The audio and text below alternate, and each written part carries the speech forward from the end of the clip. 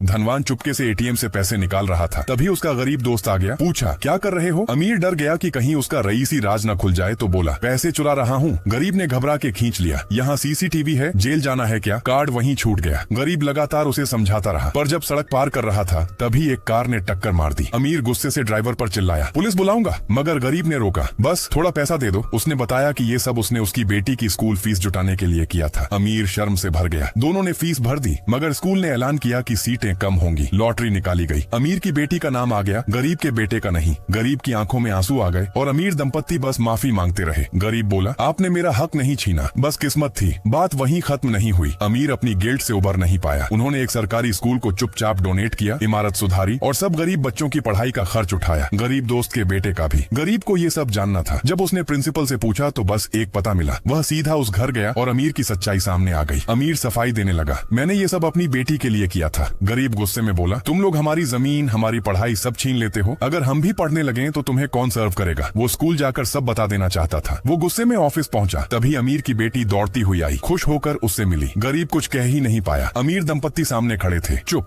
गरीब बोला, हम दोनों में यही फर्क है, मैं किसी और का हक नहीं छीन सकता। अब अमीर का सब्र टूट गया। वो खुद स्कूल गया और सच्चाई बता दी। बीवी ने रोका, पर उसने कहा, अगर मैं अच्छा इंसान नहीं बन सका तो अच्छा बाप या पति भी नहीं बन सकता। प्रिंसिपल को कुछ भी आश्चर्य नहीं हुआ। उसने बस बच्ची की गरीब वाली फाइल हटाई और सामान्य छात्र बना दिया। तब अमीर को समझ आया, ये गरीब सीटें तो बस दिखावा है। सच्चाई तो ये है कि गरीबों को वहाँ कभी स्वीकारा ही नहीं जाता। फिर आया पेरेंट्स मीटिंग का दिन। अमीर सबके सामने बोला, मेरी बेटी यहाँ सिर्फ स्वार्थ सीखेगी, पर खुशी, सहानुभूति और इंसानियत वो उसे गरीबों से मिली थी।